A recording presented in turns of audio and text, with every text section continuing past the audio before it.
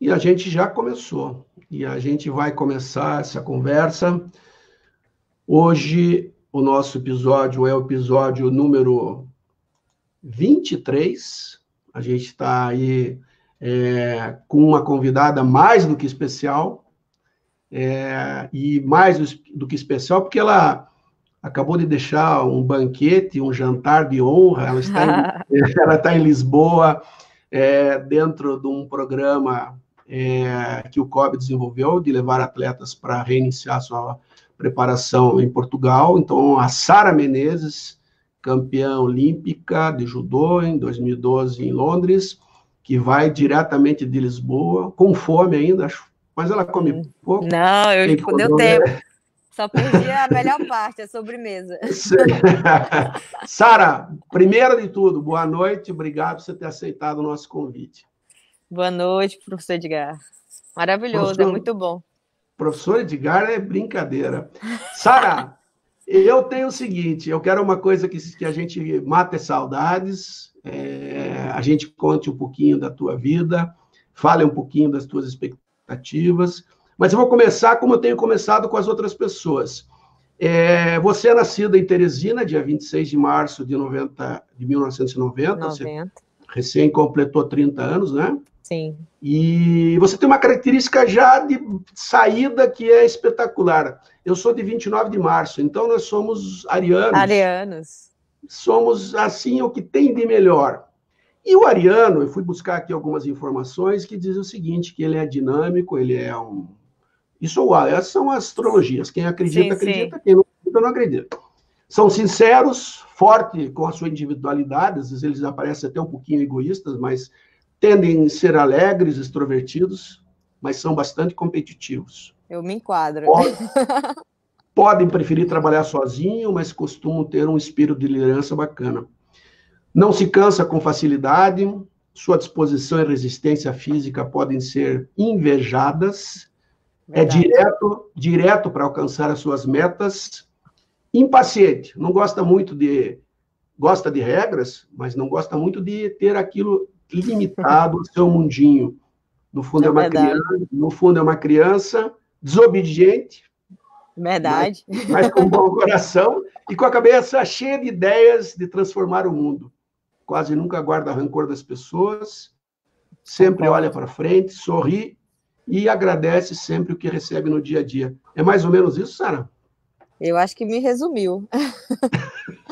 Eu estou sendo contratado agora para fazer horóscopo das pessoas. Antes eu estava fazendo live, agora eu estou fazendo horóscopo. Hoje já me perguntaram onde é que eu consulto, se eu leio, eu Búzios, o que eu estou fazendo. Mas eu estou pesquisando. Sara, a gente tem aí uma história, porque nós completamos esse ano, pela minha retrospectiva, 15 anos que nós nos conhecemos.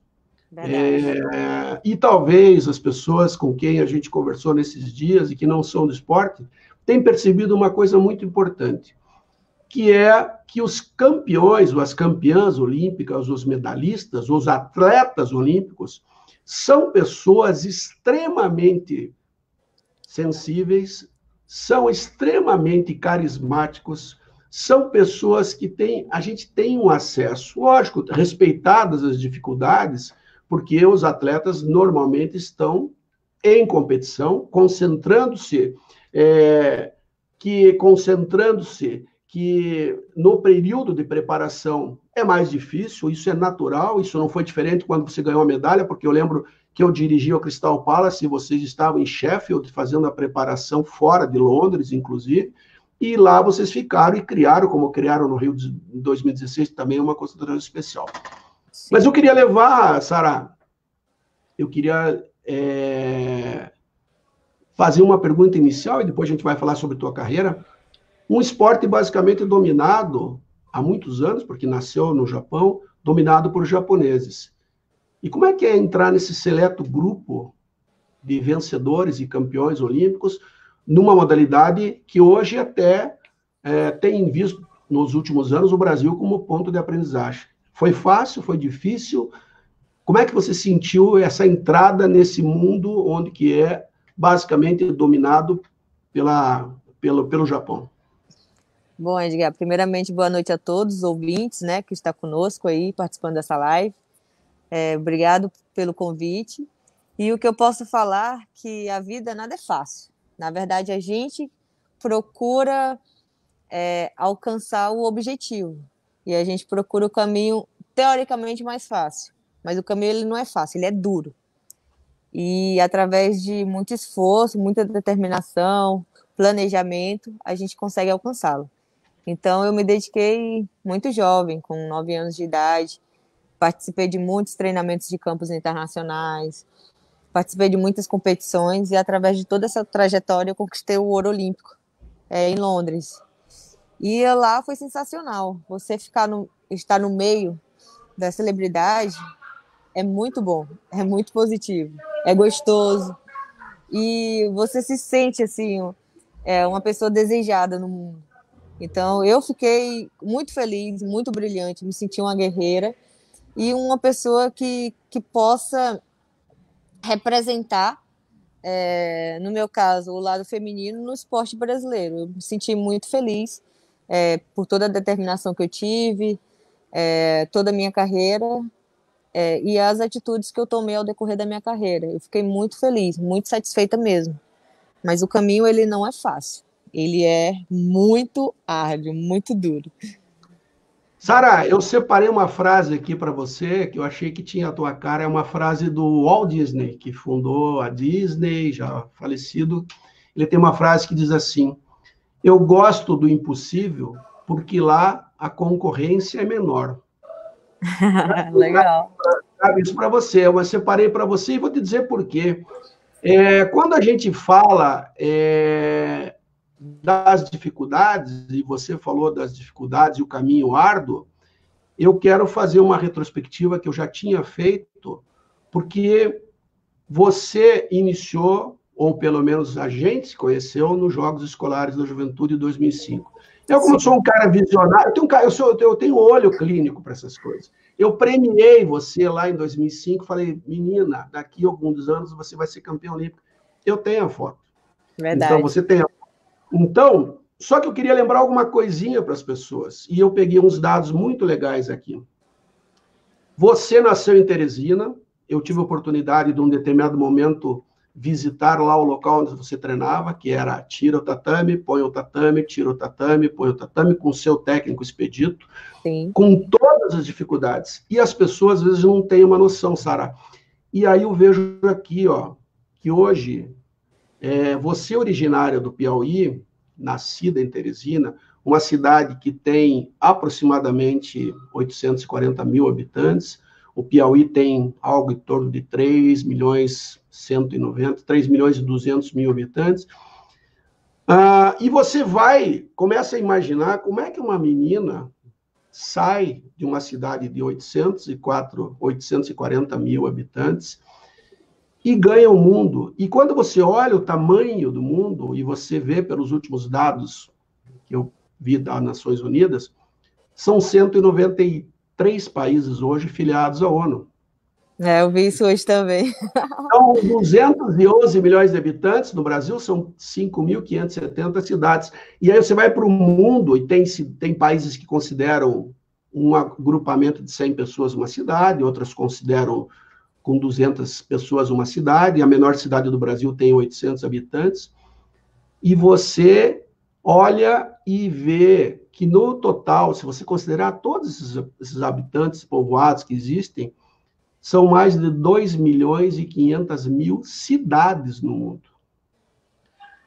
E quando a gente vê Sara saindo lá do Piauí e conquistando a medalha olímpica, eu não sei se você tem essa noção, você se tornou o maior símbolo para os Jogos Escolares da Juventude, para as antigas Olimpíadas Escolares, Sim. Onde você esteve em algumas versões, você foi capa de revista, você foi case colocado no mundo inteiro, de alguém que sai de uma cidade pequena, Sim. de um estado com pouca população, de uma condição de treinamento que não eram as mais adequadas, porque hoje você tem uma condição de treinamento, você está treinando em Portugal, mas o começo não foi isso. Como é que foi aquele Verdade. começo lá? Foi o Expedito? Foi o professor Expedito que começou? Foi a escola? Eu quero saber, as pessoas querem saber como é que a campeã olímpica chegou, mas como é que ela começou? Então, Edgar, eu comecei na escola. Na verdade, eu não comecei com o professor Expedito, eu comecei com o professor Miguel na escola. Mas eu aprendi realmente o judô, a parte competitiva, com o professor Expedito já no clube. Na escola era só recreação, 30 minutinhos de aula, coisa rápida. Só que foi muito passageiro, foi uma coisa realmente rápida. E logo em seguida eu fui para o clube, onde era 1 hora e meia. Quando eu iniciei com 9 anos, 9, 10 anos, era 1 hora e meia de aula. Depois passou a ser 2 horas de aulas. E aí as aulas eram 3 vezes na semana. A passada carreira foi sendo todos os dias. Fui aumentando a carga de acordo com o meu desenvolvimento. Mas o início foi a base da escola. E como você falou, em 2005 participei dos Jogos Escolares e lá foi praticamente o início da minha carreira olímpica. Porque através da classificação de ir para os Jogos Escolares, em seguida consegui conquistar competições nacionais, como o Campeonato Brasileiro, classificação para viajar para fora do país em competições pan-americana e sul-americana, e aí foi aumentando o nível, né? Seletivas, júnior, depois sênior, integrei a seleção brasileira e comecei a participar dos treinamentos de campos internacionais, onde que, vamos dizer que aumentou a nossa carcaça, né? A minha carcaça. Sara, o que a gente vê e tem conversado com as pessoas é que esse caminho, que o judô diz que é o caminho suave, né? Suave. Suave é só no nome, né, Sara? Só no Porque nome. e eu até aproveito para mandar um abraço aqui para um grande amigo nosso, que é o Alexandre Magno Silva, que é lá do Rio Grande do Norte, um professor alucinado pela parte da educação física e é um fã teu assim, ele está desde ontem mandando mensagem. E está Obrigada. com todo o grupo dele assistindo lá em Natal. Muito obrigada, professor. Alexandre Magno Silva, está registrado. Sara, quando a gente teve a oportunidade, em alguns momentos, a gente fez aclimatação, o judô teve um crescimento, e lógico, lembrando que quando você conquista a medalha olímpica em Londres, a última medalha nossa tinha sido do Rogério Sampaio, que hoje é o diretor-geral do Comitê Olímpico, que foi em 92 em Barcelona, e você foi a primeira mulher na história do Brasil a conquistar isso. Você tem, ao longo desse tempo, uma noção exata do que você significou e significa, não só para o esporte do judô, mas para o esporte feminino do Brasil? Você tem, essa ficha cai, você administra bem isso, você é uma pessoa extremamente simples, você é uma pessoa que tem as suas raízes, eu sei disso, você sempre se colocou dentro da sua situação, e vou citar um case de Londres que muito me marcou, mas você tem essa noção exata do quanto você representa? Sim, hoje com essa minha maturidade, uma moça já de 30 anos, tenho essa maturidade, sim. Eu tenho a noção que eu fiz no esporte, no mundo, na sociedade, principalmente abrindo os olhos das mulheres, né? Porque, querendo ou não, o esporte é muito masculino. E hoje as portas são abertas para todos os sexos. E eu vejo o quanto foi importante a minha medalha na nossa sociedade. Tenho certeza que desenvolveu a confiança em todas as pessoas, onde qualquer que esteja, o município, a cidade, o bairro, o local. Eu acredito que isso fez com que eles tivessem mais capacidade de acreditar no potencial e de crescer. Porque antigamente as pessoas achavam que era só nos grandes centros que as pessoas chegavam, né? Os atletas chegavam. E eu fui uma prova disso. Eu não vim dos grandes centros, vim de uma cidade pequena, um estado que não tinha tanta estrutura, e acabei me dando bem. E mostrei com as armas que eu tive na minha infância, na minha adolescência, deu certo acontecer as coisas. Mas, como mais uma vez dizendo, o caminho ele não foi fácil. tive que ter muita persistência, muita determinação para almejar toda essa história que aconteceu.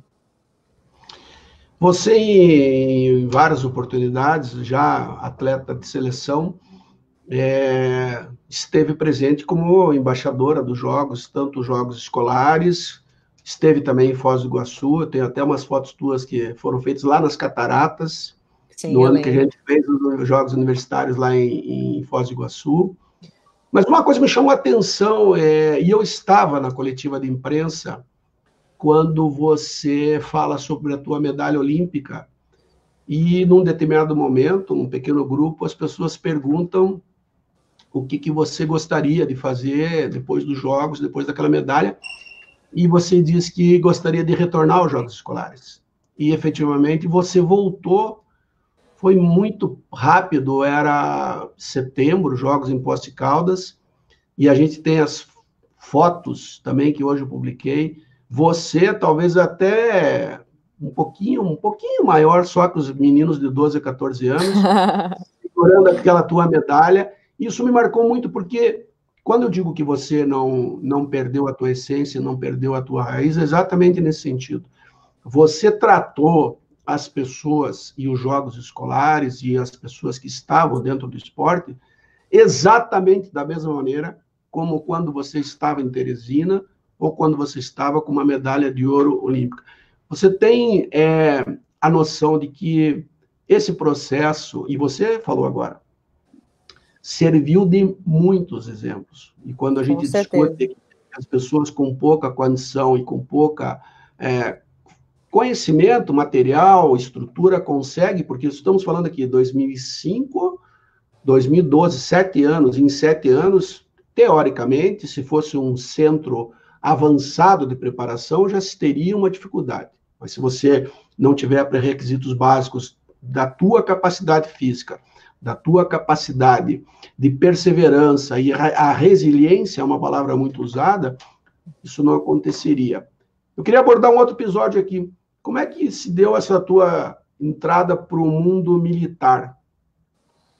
A entrada para o mundo militar foi através da Confederação Brasileira de Judô, né? Teve os Jogos Mundiais Militares de 2011 no Rio de Janeiro, e através da sede dos Jogos, o esporte começou a ser militarizado pelo Comitê Olímpico, junto com a CBJ, e aí pegaram os atletas principais das modalidades, de todas as modalidades, e a gente fez o básico, os requisitos para poder entrar como militar. A gente mandou toda a documentação, todo o procedimento que o militar faz para entrar nas Forças Armadas, e a gente, posso dizer que, tipo, estagiou, né, para passar o período da formação. A gente ficou confinados para fazer todo o procedimento para poder seguir a fazer as competições e usar a farda. E você hoje é 3º sargento da Marinha? Eu fui, na verdade, já passou a minha estadia, o meu período. Fiquei 8 anos na Marinha do Brasil, saí como 3º sargento, e foi uma coisa bem legal na minha carreira, porque foram novos aprendizados.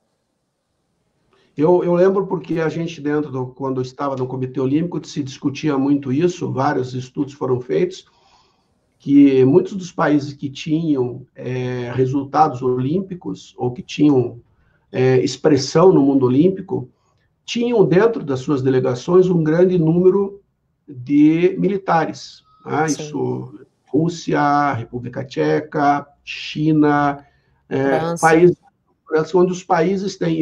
E eu me lembro muito bem que o Brasil, já que ia ser sede dos Jogos, e nas próximas semanas eu vou conversar com o General Brasil também, que foi uma pessoa que esteve à frente muito tempo desse programa de esportistas nas Forças Armadas, a gente tinha uma convicção muito grande, tanto é que o Brasil acabou sendo campeão geral dos Jogos em 2011, com uma bela de uma delegação. Indiscutivelmente, esse processo também ajudou muito na formação, no intercâmbio, na participação de vocês. Com certeza. Essa semana, antes de ontem, eu conversava com o professor Cameron, e falavam sobre a questão que a gente vivenciou nos jogos, que é uma questão que está muito atrelada às lutas, que são as questões de peso. As pessoas, às vezes, não têm a noção que as modalidades de luta e de combate, elas têm as suas divisões de categorias que são baseadas no peso, e para isso existe um controle muito grande da alimentação. A gente vai conversar com a Renata Parra nos próximos dias, que é nutricionista lá do COB. Agora, me diga uma coisa, como é que você lida com essa questão do peso? Você tem facilidade de controle? Você tem dificuldade nesse controle? Você come muito? Você é uma pessoa moderada, já acostumou com isso? Então, Edgar, o meu início, eu era aquele tipo de corpo que comia de tudo e não engordava nada. Agora, você tinha 15 anos, né? Eu tinha 15 anos e eu comecei a ter dificuldade com a balança, com o meu peso corporal de acordo com a minha categoria, após os Jogos de Londres. Já com 23, 24 anos, já para o ciclo do Rio 2016, eu já comecei a ter dificuldade. Aí foi duro. E eu sempre fui uma pessoa muito gulosa, nunca tive restrição de alimentação, eu comia de tudo, sempre estava em forma, me alimentava bem e nunca tive esse problema. Só que quando eu comecei a passar por nutricionista, comecei a fazer suplementação, mudou toda a estrutura do corpo, adolescência, aumenta a massa muscular, vem toda a questão da idade, que quanto mais velho você vai ficando, mais difícil para perder gordura. Fale sobre esse assunto. E aí eu comecei a sofrer um pouquinho não, um bocado. E aí eu comecei a ter que fazer restrição dos carboidratos, uma coisa que eu tive que tirar pão, mas era difícil de eu tirar o pão, que era uma parte que eu gostava mais, diminuir o arroz, colocar mais saladas no prato. Foi doloroso, não foi fácil. Mas... Diga. Não, mas deu certo. Faz parte, como você falou, no esporte de lutas, a gente briga com o percentual do corpo e a parte é dar o peso mesmo na balança. Porque uma coisa é você estar bem, mas a balança não dá o resultado perfeito. Eu sei o que é isso, eu tenho um problema com a balança também. Eu sei o que você está falando. E você, inclusive, acabou mudando de categoria de peso numa determinada fase, não foi? Sim, após os Jogos do Rio 2016, 2017 eu fiz uma experiência com a categoria 52 quilos, só que, como você veio aí na parte do Ariano, né? Eu fui bem teimosa, mas eu acho que eu consigo mais um ciclo, no 48. E aí, no ano seguinte, eu voltei para a categoria no 48. Só que aí, no final do ano, a confederação conversou comigo, tudo, e disse que era melhor ficar no 52. E aí, mudei tudo de novo, e o corpo também estava vendo que estava precisando, porque estava ficando muito desgastante na categoria ligeiro, e eu acabei arriscando tudo ou nada e subi novamente. Entendi. A gente, inclusive, conversava com o Cameron, e quando eu falei dos jogos escolares, a gente viu professores submetendo as crianças até a condição não normais de perda de peso, com 12, 13, 14 anos, você vivenciou essa época lá, mas, lógico, alguns técnicos conscientes, outros não, e ele até levantava a posição dele que a própria perda de peso, da forma como ela é feita, ela poderia ser considerada um doping, que era uma ideia que ele tinha levado para a OADA, porque não é uma coisa natural, né? Você comer regradamente é uma coisa. Agora, a situação é a seguinte, isso eu vivi lá a gente lá em Toronto, na preparação para os Jogos Pan-Americanos, quando a delegação estava lá, nós tínhamos as equipes de lutas, de taekwondo, de judô e tal, e o cozinheiro me falou, eu estou preocupado, porque eles comem tão pouquinho. E eu falei, então espera chegar o atletismo e o levantamento de peso com o Fernando, você vai ver o que é a diferença. Então, para as pessoas, às vezes, não têm a noção de que nem sempre todos os atletas comem da mesma maneira, da mesma quantidade, e aí o controle é rigoroso. É fundamental essa questão da preparação, da questão de ter um objetivo determinado. Você mesmo falou, olha, em determinado momento eu acreditava que eu poderia manter dentro de um peso, mas você entende isso como uma coisa realmente do perfil psicológico de quem está à frente desse processo e que está sentindo na pele, porque é alguém que está buscando objetivos? Sim, mas assim, eu vejo de acordo também da cabeça do atleta. Vamos supor, eu na minha cabeça, eu achava que era possível fazer todo o meu ciclo, a minha carreira na categoria ligeira. Já na cabeça da comissão, de acordo também com o peso que eu dava na balança, nas férias, durante o ano, porque uma coisa é você vê um mês, um semestre, uma coisa é você vê um ciclo, muda muita coisa.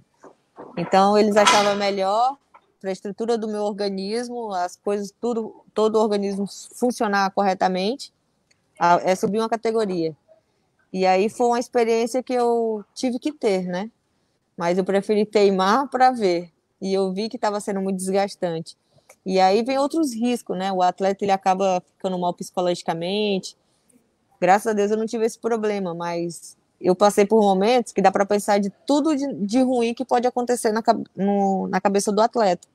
Que aí vem a parte do psicólogo, ou do psiquiatra, enfim, das pessoas para ajudar o atleta. E eu vi que é importante essa formação, né? De você entender seu corpo, a quantidade da porcentagem, até quando você chega para você perder, calcular quanto você pode perder, a hidratação do seu corpo, para o futuro você não ter problema nos seus rins, que era o meu caso, que era muita desidratação na categoria. Então, tudo isso foi levado. Entendi. A Paulinha Hernandes está mandando um beijo para você, que se você não mandar um beijo para ela, ela vai ficar triste. A Paula... Um beijo. Paula Beijo, Hernandes. Paula. Eu lembro bem. Lembra bem. Aqui, a Paula era quem cuidava dos embaixadores, das embaixadoras, lá dentro Verdade. dos jogos. Cuidava bem, né? Cuidava bem. Era Muito bem. E aí é o seguinte...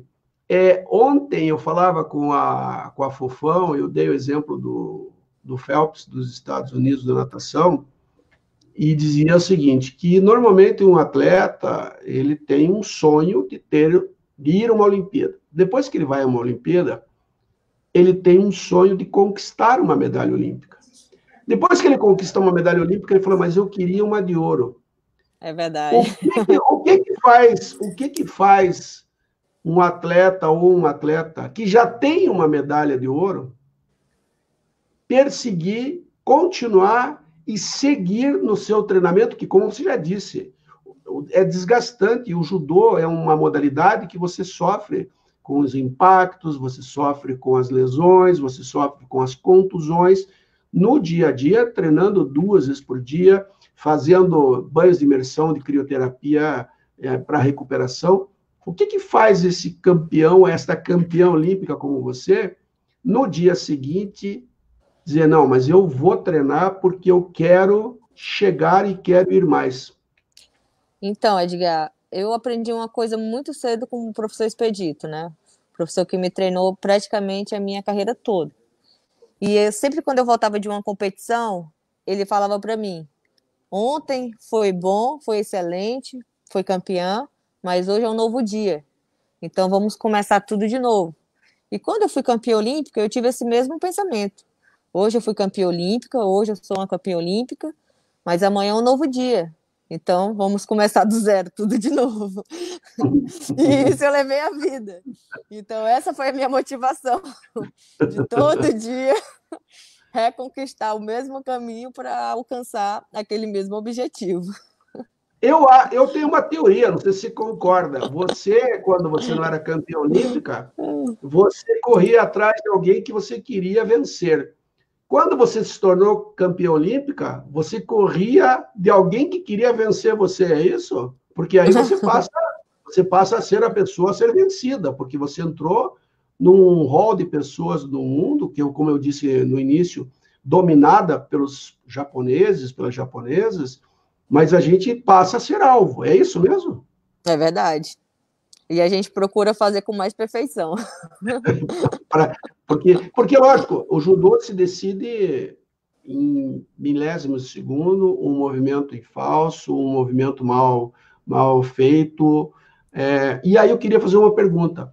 Quando Yuko, que é uma técnica japonesa, que, aliás, é uma técnica japonesa que veio morar no Brasil com um marido japonês que só gostava de jogar futebol e ir para a praia. Eu nunca vi um japonês mais brasileiro. Exatamente. E ainda teve um filho e pôs o nome de João, né? O Joãozinho. O João é o filho da Yuko. E ela ia para treinamento. A Yuko, ela nem berço tinha pro Joãozinho, porque o Joãozinho, quando nasceu, já dormia no tatame. Ela falou que ele já tinha que acostumar desde cedo. Qual foi a importância de trazer? Porque ela tem uma característica e ela trabalha numa área muito específica da luta. Ela não é, e a Rose é a pessoa que tem acompanhado a seleção nos últimos anos, o professor Neil Wilson também, que é o grande coordenador técnico de todo esse projeto do judô brasileiro há muitos anos, um amigo muito querido. Aliás, foi um agradecimento a ele que também permitiu que a gente conversasse no meio da tua preparação. Qual foi a importância da vinda da Yuko do Japão para o Brasil? Edgar, eu vejo assim, a importância da Yuko é para, tipo, vamos dizer, para quebrar o gelo, até mesmo eu digo, dos atletas, né, que é a parte principal para ter os resultados, de mostrar que é possível, né? Ela vem mostrar que os fundamentos, os ensinamentos que são feitos lá são os mesmos que os professores brasileiros mostram aqui. A única diferença é que cada um tem uma facilidade de fazer o movimento. Tem os que são mais duros, uns mais flexíveis, mas todo mundo tem 2 braços, 2 pernas, e o que muda é a perfeição e repetição, paciência e a inteligência de uma luta, né? Você saber guiar seu adversário e levar ele para o lado que você quer golpeá-lo.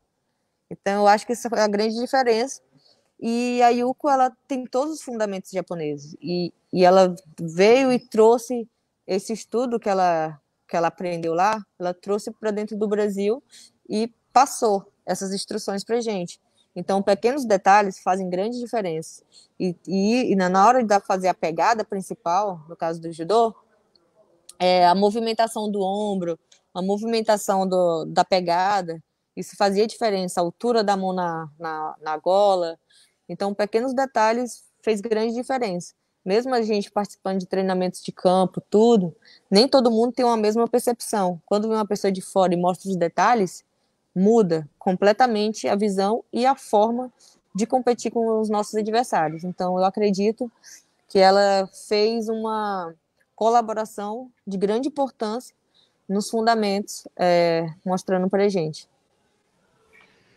E uma coisa que a gente também conversa, Sara, com as pessoas, e que aí é muito particular, toda vez que um técnico que não é do país, ele entra ou começa a trabalhar essa disciplina dentro de uma nova cultura, dentro de um novo idioma, as adaptações são mais difíceis, porque você tem, como você disse, você se prepara com técnicos brasileiros que têm conhecimento, tem experiência, mas tem uma metodologia diferente do japonês.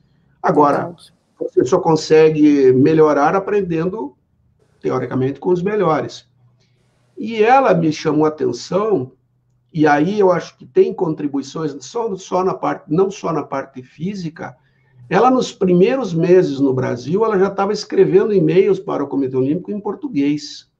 Ou seja, ela chegou a se... Diferente do marido. O marido era futebol, praia e tal, e cuidar do João.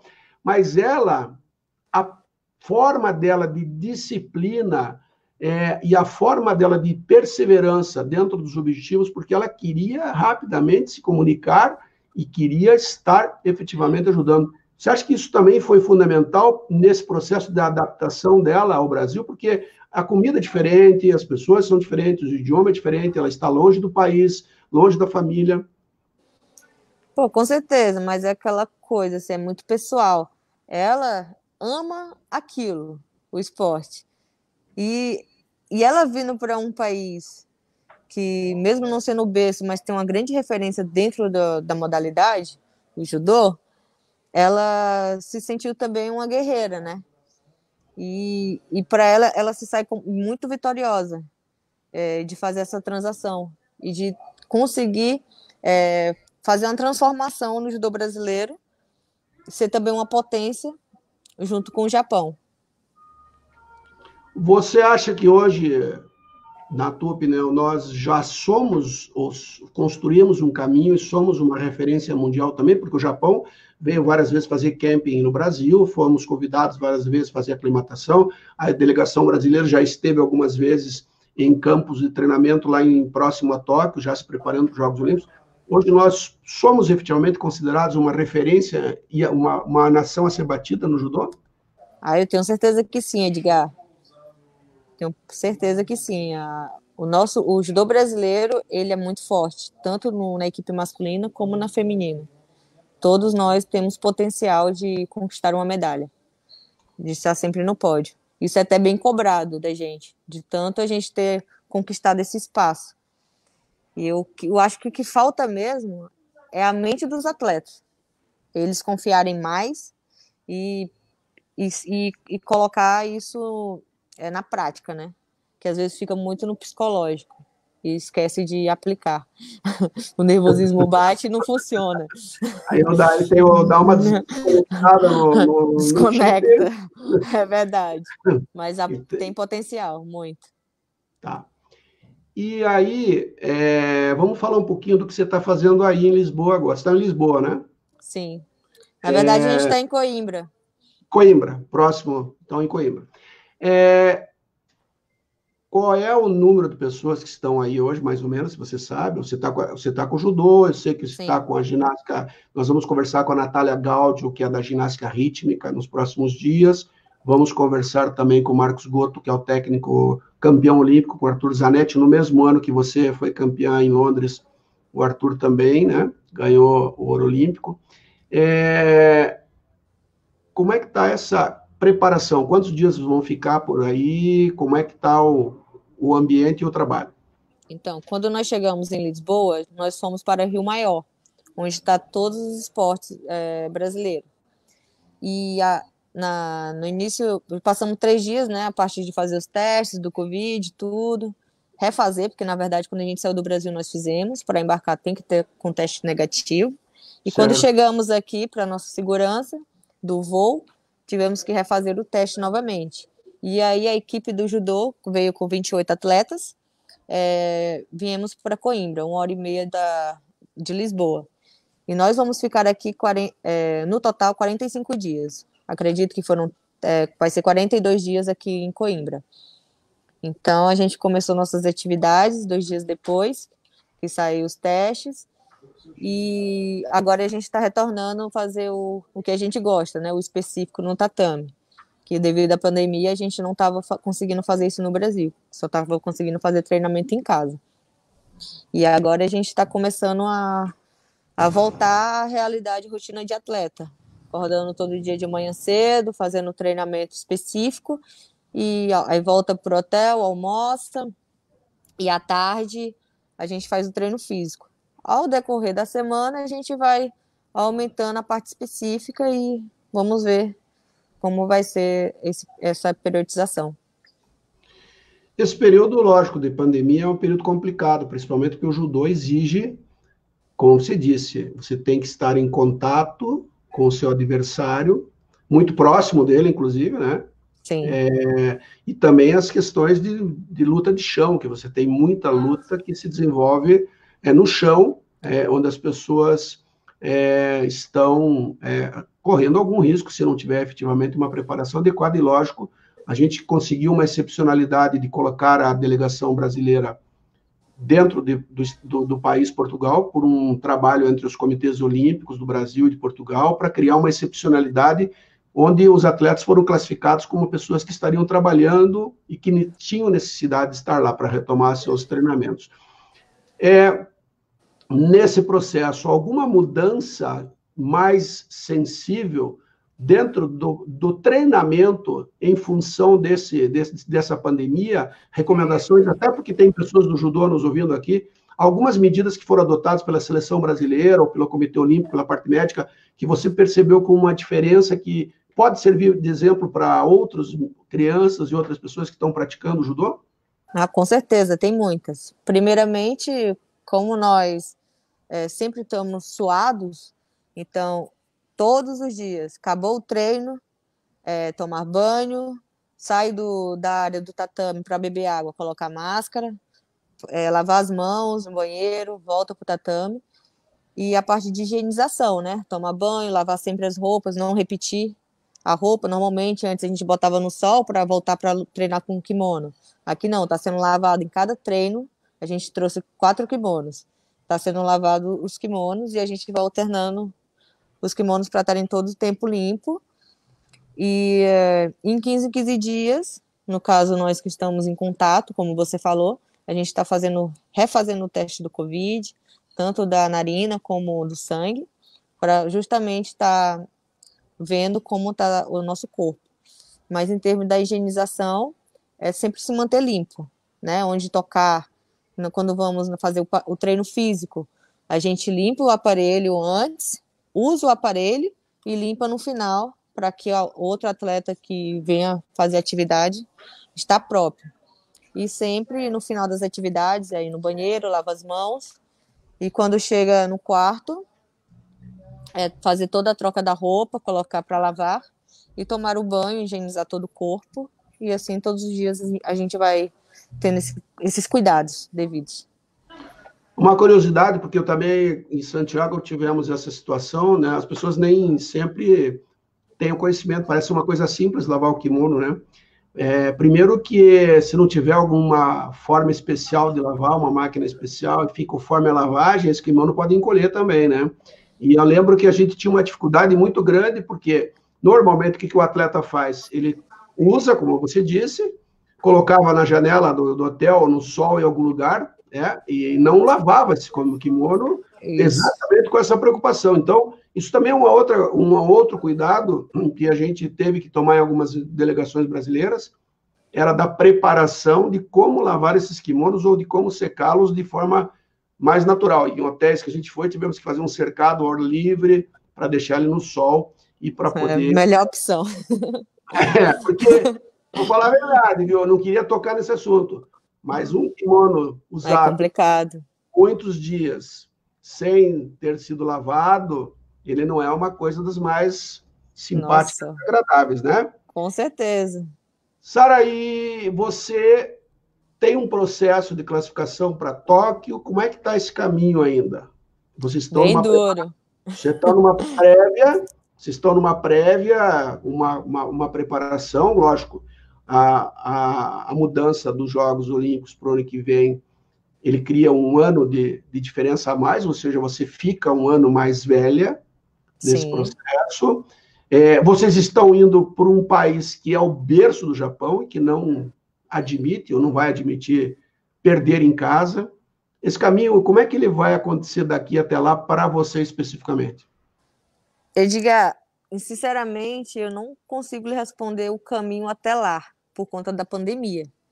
Porque hoje a gente estamos aqui em Coimbra treinando. Quando a gente retornar para o Brasil, eu não sei como vai estar a respeito da pandemia e como vai ser as próximas concentrações. Ainda não tivemos reuniões a respeito dos próximos eventos, como vai ser. Mas o caminho vai ser duro. Vai ser duro, com certeza. Você tem seletiva? Como é que vai ser esse processo? Vai ser uma seletiva nacional? Você tem que se ranquear você tem que se pontuar pelo ranking internacional? Como é que vai ser essa vaga para Tóquio? Então, a regra da confederação é quem tiver melhor ranqueado. No momento, na categoria, quem está melhor ranqueado é a Larissa Pimenta. Se a Olimpíada fosse hoje, ela que iria representando o Brasil na categoria menos de 52 quilos. Então, a regra é quem tiver melhor ranqueado. Quando retornar às competições internacionais, a gente vai estar competindo internacionalmente. E quando fechar o ranking, que vai ser para junho do ano que vem, tudo ocorrendo para os jogos acontecer no ano que vem, vai ser assim. e quem tiver melhor ranqueado vai para os Jogos Olímpicos. A regra funciona para todas as categorias. E eu lembro que o judô tem uma característica também, que sempre foi adotada, é que vocês também sempre levam seus sparrings, porque vocês precisam, durante a preparação, ter com quem treinar, é isso mesmo? É verdade. O nosso esporte ele é bem engraçado, porque é o esporte individual mais coletivo que existe. A gente treina com nossos adversários, a gente treina após a competição internacional, todos os países se unem para treinar juntos. Então, essa parte é a mais engraçada assim, no nosso esporte. Por exemplo, nós estamos aqui em Coimbra, tem 3 atletas da categoria do Brasil em menos de 52 quilos. E todos nós treinamos entre a gente, treinamos com a equipe de Portugal, e assim vai. Isso acontece no Brasil, fora do Brasil, em qualquer canto do mundo, porque nosso esporte ele é tratado dessa forma. Competimos e logo após estamos em treinamento. Sara, eu desejo para você tem algum livro para indicar para a gente que você esteja lendo nesse momento, que você leu, que você gostaria de deixar como indicação? Sim, eu li não nesse momento, mas assim que eu comecei minha carreira e eu gostei muito, o livro do Bernardinho, Transformando Suor em Ouro. É muito engraçado. Eu recomendo para todos lerem, porque eu me senti dentro do livro. A minha história, tudo que ele conta com os jogadores é muito engraçado. E eu me vi ali dentro do livro. Então, vai ser a indicação de Sara Menezes, campeã olímpica, o livro do Bernardinho, Transformando o Suor em Ouro. Aliás, a Fofão ontem não disse que é tão fácil assim, né? Porque trabalhar com o Bernardinho, ler o livro do Bernardinho é uma coisa, treinar com o Bernardinho... A prática é outra. É outra coisa. Sara, foi uma delícia conversar com você, queria te agradecer. Você sabe que a gente torce demais por você, porque você, e eu que fui o diretor dos Jogos 13 anos, você não tem noção do número de vezes no mundo que eu mostrei a tua fotografia, que eu contei a tua história, porque você, acredito, tenha sido o maior símbolo e exemplo para todos os meninos que participaram dos Jogos Escolares. Em 2012, 17 ou 16% da delegação do Brasil em Londres já tinha, em algum momento, participado dos Jogos Escolares, considerando só as modalidades que eram comuns aos 2 programas.